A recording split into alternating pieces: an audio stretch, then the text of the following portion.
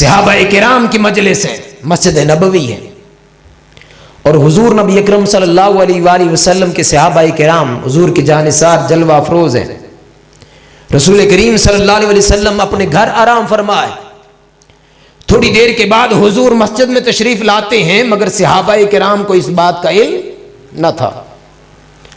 اب جیسے آپ بھی یہاں اکٹھے ہوتے ہیں تو گفت و شنید ہوتی ہے نا، آپس میں بات چیت کرتے ہیں، تو صحابہ کرام نے بھی آپس میں گفتگو شروع کر دی، آپس میں بات چیت کرنے لگ گئے، اور اتنی دیر میں حضور نبی اکرم صلی اللہ علیہ وآلہ وسلم پیچھے سے تشریف لے آئے۔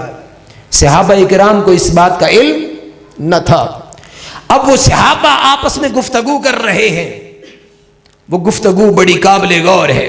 صحابہ کرام میں سے بعض نے کہا کہ اللہ تعالیٰ نے اپنی مخلوق میں سے حضرت ابراہیم کو اپنا خلیل بنایا، اور یہ بڑے تعجب کی بات ہے، یہ بڑے تعجب کی بات ہے۔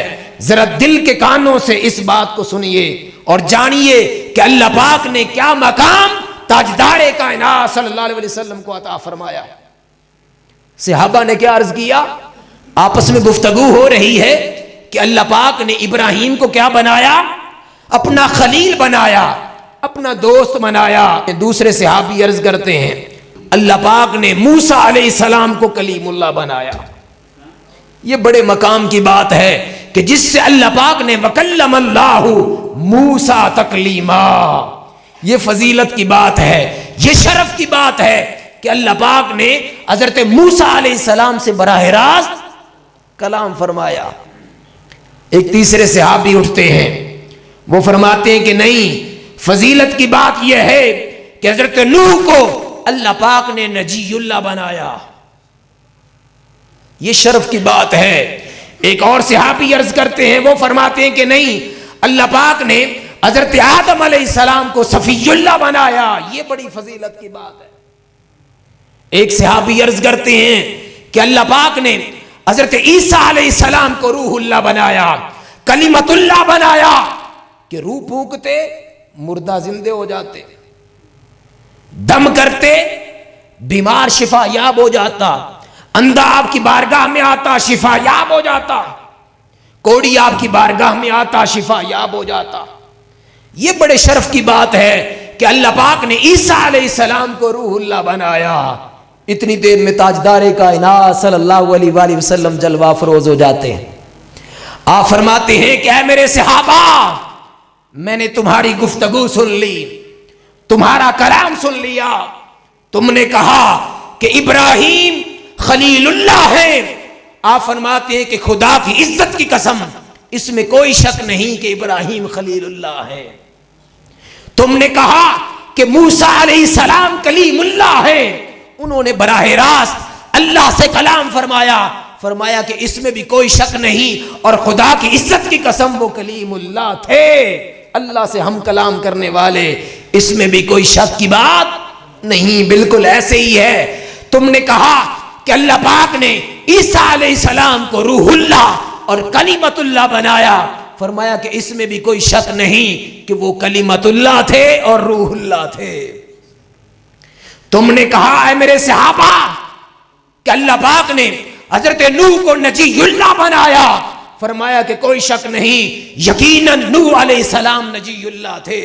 تم نے کہا آدم علیہ السلام صفی اللہ تھے، فرمایا کہ ہاں حق ہے کہ حضرت آدم علیہ السلام صفی اللہ تھے، ان کی یہ عظمتیں اپنی جگہ، مگر اے میرے صحابہ ذرا میری بات غور سے سنو۔ اب میں نے عرض کیا نا کہ اللہ پاک نے فرمایا کہ یہ رسول ہیں، تلک الرسل فضلنا بعضهم علی بعض، یہ سارے رسول بھیجے ہوئے خدا کے ہیں، مگر ان میں سے بھی اللہ پاک نے بعض کو بعض پر فضیلت دی، اور جو مقام اللہ پاک نے حضور کو عطا فرمایا وہ کسی اور کو عطا نہیں کیا۔ فرمایا کہ تم نے کہا ابراہیم خلیل تھے، کوئی شک نہیں کہ وہ خلیل اللہ تھے، عیسیٰ روح اللہ تھے، آدم صفی اللہ تھے، نوح نجی اللہ تھے، فرمایا کہ اس میں کوئی شک نہیں کہ اللہ پاک نے ان کو یہ سارے مقام اور شرف عطا فرمائے۔ مگر اے میرے صحابہ میری بات ذرا غور سے سن لو کہ اللہ نے مجھے کیا مقام عطا کیا. فرمایا کہ الا خبردار وانا حبیب اللہ، اللہ نے مجھے اپنا حبیب بنا کر اس دنیا میں بھیجا. اللہ نے مجھے اپنا حبیب بنا کے بھیجا. ولا فخر، مگر مجھے اس بات پہ کوئی فخر نہیں. انسان کو دنیا کے اندر کوئی مرتبہ مل جائے، کوئی عہدہ مل جائے، کوئی مقام مل جائے تو اس کی چال ہی بدل جاتی ہے، اس کا بات چیت کا انداز بدل جاتا ہے. وہ دوسروں سے سلام نہیں کرتا، مصافحہ نہیں کرتا. وہ کہتا ہے کہ میرا سٹیٹس اور ہے، ان کا سٹیٹس اور ہے. کوئی آدمی اس کے پاس پیسہ آ جائے، دولت مند غریب کو کوئی انسان ہی نہیں سمجھتا، اس کے ساتھ اس کا رویہ سلوک کچھ اور ہو جاتا ہے. مگر قربان جائیے، رب تعالیٰ نے اپنے محبوب کو درجات عطا فرمائے. مگر حضور کیا فرما رہے ہیں کہ اللہ پاک نے مجھے اپنا حبیب بنایا، مگر مجھے اس بات پہ کوئی فخر نہیں. میں اللہ کا شکر ادا کرتا ہوں کہ اس نے مجھے یہ فضیلت عطا فرمائی. اور پھر فرمایا کہ اے میرے صحابہ ذرا غور سے سنو، وَأَنَا حَامِلُ لِوَاءِ الْحَمْدِ يَوْمَ الْقِيَامَةِ، قیامت کے دن لوائے حمد کا جھنڈا میرے ہاتھ میں ہوگا، اور میرے امتی میرے ساتھ ساتھ ہوں گے. ہم اکٹھے جنت میں جائیں گے. خدا کی عزت کی قسم، اللہ پاک مجھے یہ شرف عطا فرمائے گا. ولا فخر، مگر مجھے اس بات پہ بھی کوئی فخر نہیں، مجھے اس بات پہ بھی کوئی فخر نہیں.